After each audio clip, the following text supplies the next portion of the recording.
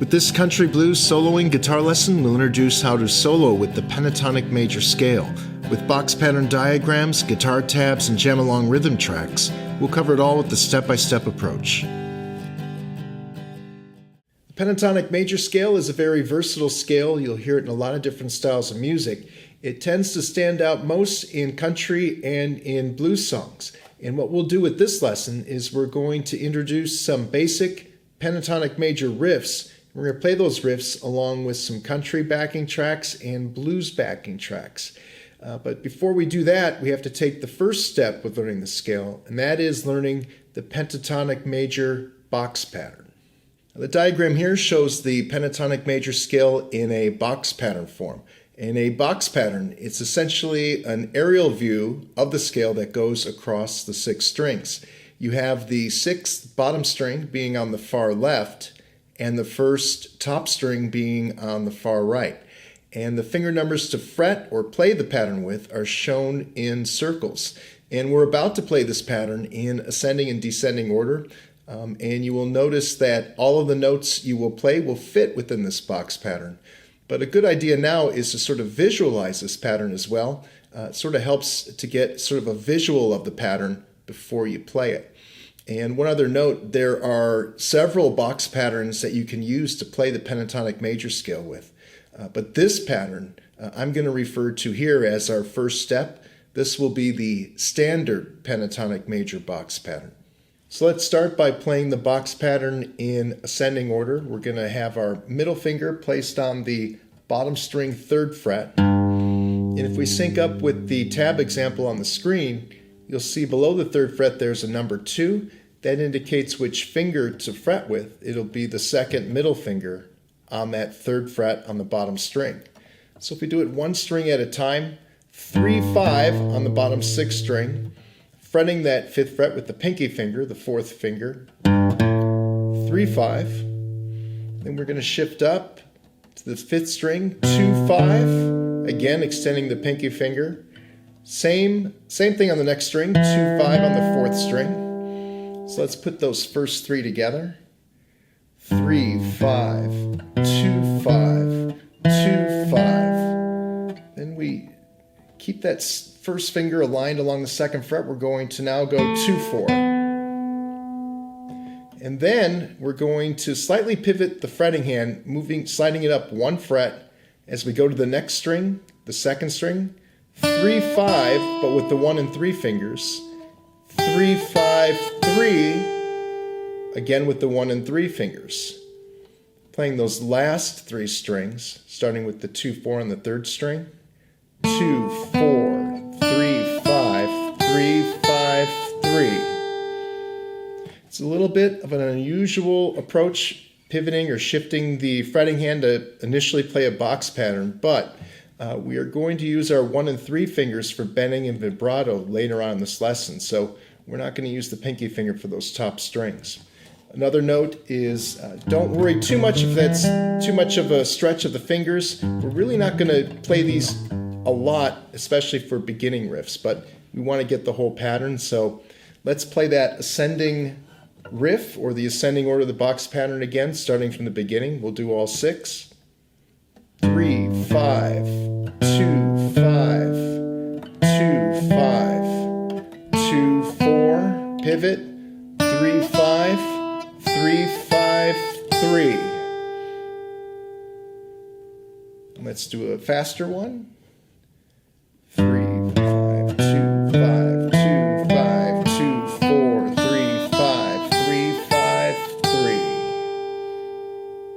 And hopefully when you play this correct, you hear or recognize that sort of country mood with this box pattern. The key is ending on a certain note, and that's the G root note. Next we'll play the box pattern in descending order, and we're going to begin with the same note we ended the previous clip with. That's the 1st string 3rd fret. We're going to play that note and then immediately go down to the 2nd string. So we're still following the box pattern, just in descending order. Top string 3rd fret, shift to the 2nd string, 5, 3. Same fingers we used going up the pattern we'll use going down. So As we go down to the next string, we're going to do that shift again. 4, 2. So let's do it from the beginning. Put it together. 3, 5, 3, 4, 2. Back to using the pinky finger. 5, 2, 5, 2, 5, 3.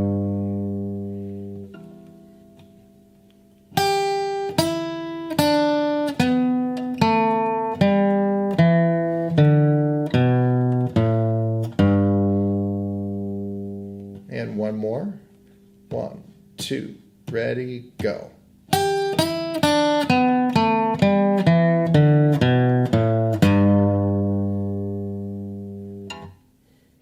Next, we'll combine going up and down the pattern together, and we'll play it 3 times in a row. We'll gradually build up the speed. 1, 2, ready, go.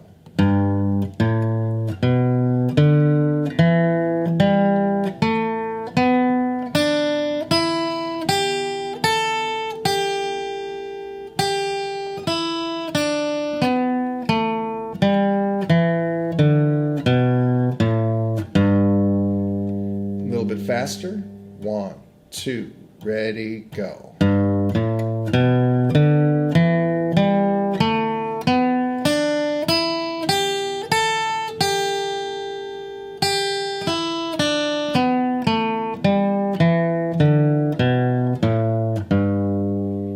a little bit faster. 1, 2, ready, and.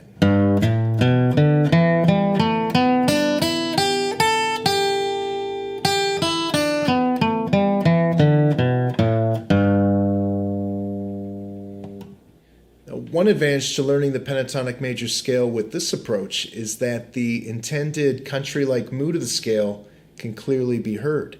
And if you can associate a mood with the scale right away, that's going to develop the ability later on to learn songs and melodies by ear. In time, if you can simply recognize the mood of a particular guitar solo as being country-based, then a guitarist can associate that mood with the pentatonic major scale and immediately begin to jam along or improvise with the track without having to rely on any sort of written notation. This pentatonic major box pattern is movable, meaning the same pattern can be played along any fret position or key on guitar. All you need to know is the letter name of the first note that started the box pattern on that bottom 6th string. So in our initial example, we were in the key of G. Why? This note, the bottom string 3rd fret, E, F, F sharp, G. So it's good to know your chromatic scale, at least on the bottom string, to be able to determine the key you're playing in. So we have a G pentatonic major, but if we shifted up 1 fret and played the exact same box pattern, you're still going to get that country-like mood. However, we're in a different key, the key of G sharp, also known as A flat. Moving up another fret to the 5th fret, this would be the pentatonic major in the key of A. Next, we'll work on a riff that's derived from the box pattern. Now, a riff can be described as a sort of musical sentence, and if you want to eventually be able to jam or improvise with the pentatonic major scale, you need a music vocabulary, and that's developed by copying and memorizing a collection of standard riffs. And there are many riffs that have been passed on from generation to generation of guitarists. And what we're going to work on now is a riff, a pentatonic major riff, I refer to as the country riff. And the reason why I call it that is because variations of this riff you'll hear in all kinds of songs. And let's play the riff right now and give you a preview.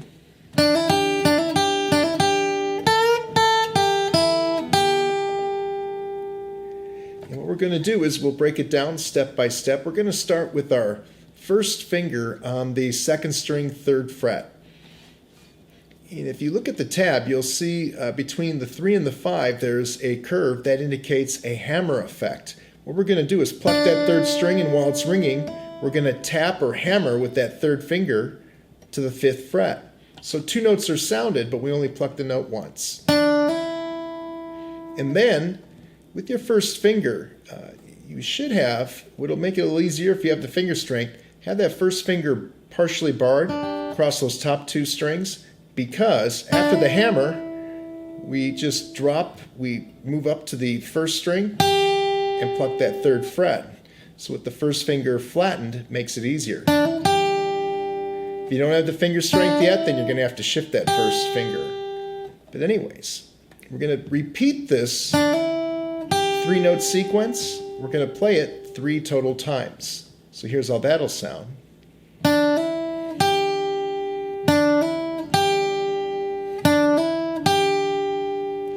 Let's do that again a little faster.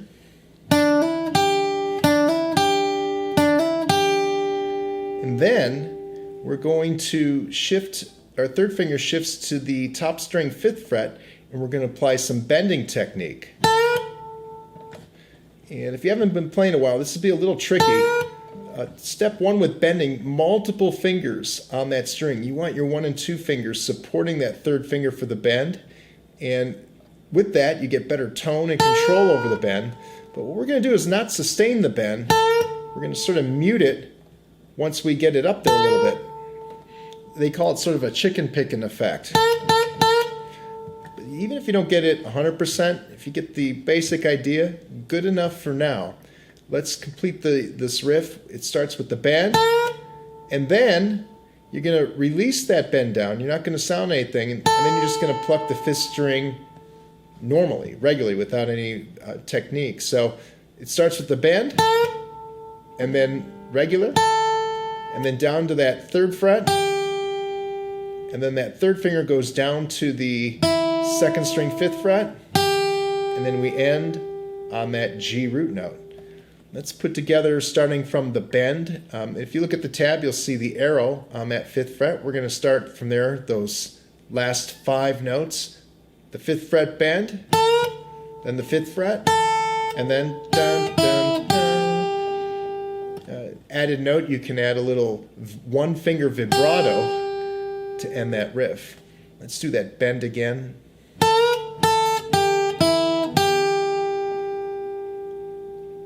Now let's put the whole thing together. We're going to play it 3 times in a row. Again, each time we're going to build up the speed. 1, 2, ready, go. Here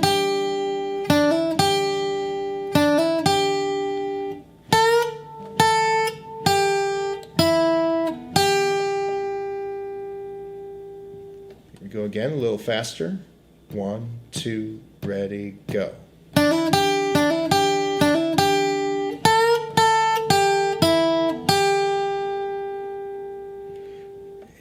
And one more, a little faster. 1, 2, ready, and.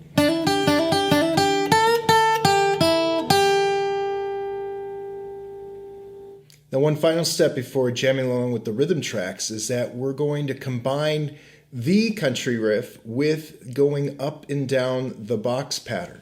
So we're going to have a running order, and especially if you haven't done a lot of jamming before, it's good to establish a running order before you start playing along with the rhythm. And the running order we're going to work on will be the country riff, followed by going up the box pattern, then going down the box pattern, and then repeating the country riff again. So let's do that right now. We'll do a slow walkthrough, and let's work out that running order. Here we go.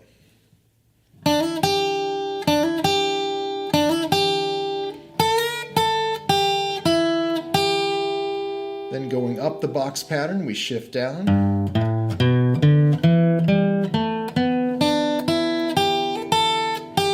Let that G root note sustain a little bit. Play the G root note again.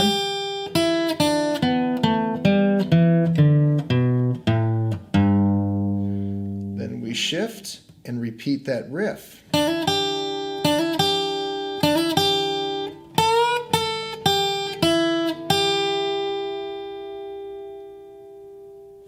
And let's rehearse this one more time, the running order. Here we go from the top. A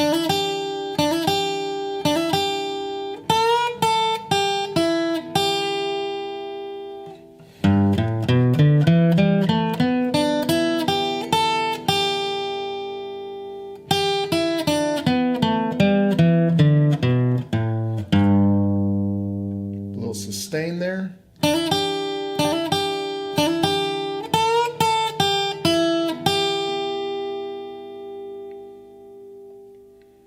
Now, believe it or not, the riffs we just covered will harmonize or work well with both country style and blues style backing rhythms. And that's what we're going to do with the upcoming clips. We're going to play the running order of riffs to hear how they harmonize with each style of music. And for a lot of you, if you haven't done a lot of jamming, that playing with the backing rhythm can throw off your concentration. You just learned a new riff, you'll be focused on that. And sometimes the backing rhythm can, like I said, throw you off a little bit. So what we're going to do with the next two clips is not only will there be a backing rhythm you'll hear, there will also be a guide video of myself playing the running order of riffs. So the objective with the next two clips is not to be creative at all, to play the riffs verbatim. In other words, note for note, exactly as we learned them.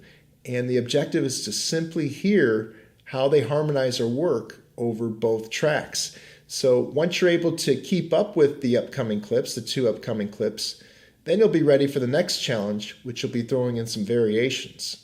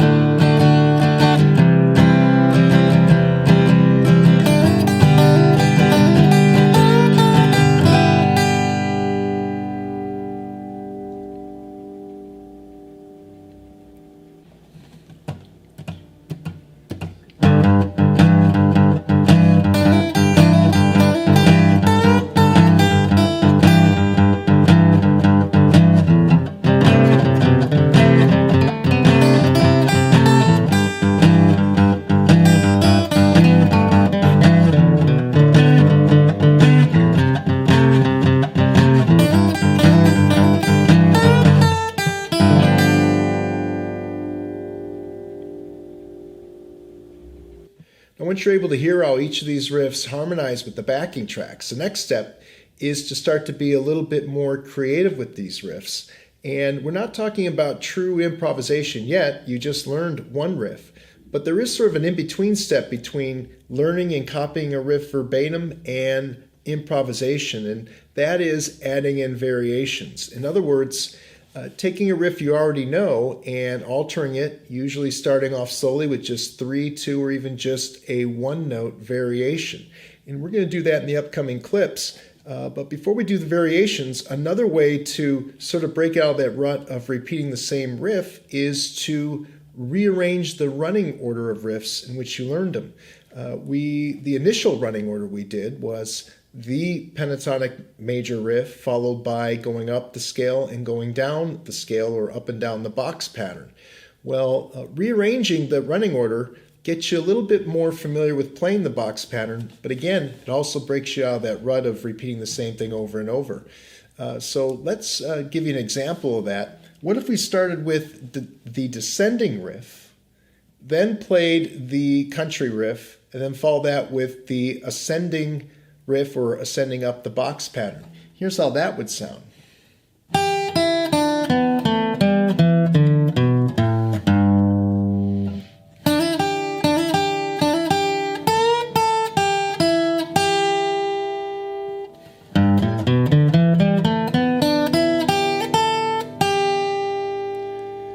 So there's not a lot of options, we only have 3, but mixing and matching the running order of the riffs again helps you break out of that rut of repeating the same thing over and over. Now next, let's get into the variations. A lot of time with variations, it could be a matter of adding some notes or adding some technique to an initial riff that you learned. And that's what we're going to do with the country riff. We're going to add playing a double stop to this riff. Not necessarily add it, but sort of substitute it in. Here's what I mean.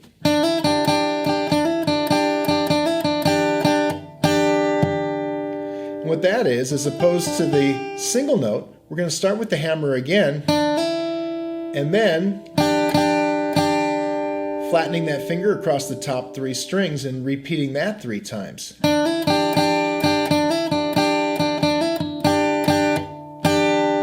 a little pause and letting that sustain. Let's do that variation again.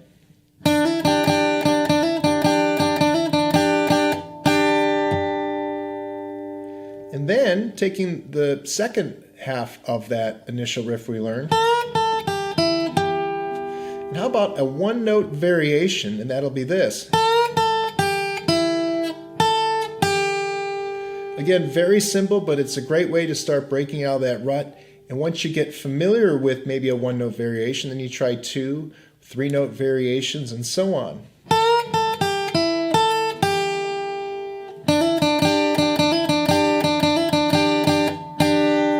What I did there is I just reversed the running order in which we learned them. Again, reversing the running orders, adding variations. These are all stepping stones to being more creative with adding variations to these riffs. Now, one thing to keep in mind when you start doing your own variations is to focus on good phrasing technique. And the essential phrasing technique is focusing on the root note. Everything we did so far with the scale, again, we were focused on capturing the mood. And how we did that was by beginning and landing on the root notes of the key we were playing. Our initial example was G. When we first learned that box pattern, it started with the G root note. And it ended with the G note. A lot of times when people learn a box pattern, they may stop on a note, but they don't go back to the root, and you don't capture the mood. Even when we did the descending order, we started with the G root note, and we ended with the G note. There's a G note ringing there. We definitely ended on that G note. So a good practice, yes, we want you to be creative, but also again, focus on good phrasing. Try to begin and end your riffs, at least to start, on the root notes. Now at this point, we can take everything we've covered so far and start jamming along with backing tracks without guide solos. And this is a great way for you to hear how your own variations will sound or harmonize with both a country backing rhythm in G and a blues backing rhythm in G. And as a reminder, we'll keep the graphic up to give you pointers on what to do while you're jamming along. But the whole point is to kind of push yourself without any worries about making mistakes. You will make plenty of mistakes, but eventually you'll try out a variation at a certain point in the progression and it will just sound good without any sort of pre-planning. That's what I would refer to as a happy accident, when just in the moment, you play at a certain point in time and it works well. And that's the whole point in improvisation, is playing in the moment. And the only way to get there is to push yourself with these variations. And eventually that's going to open the doors to start being a little bit more creative with your soloing.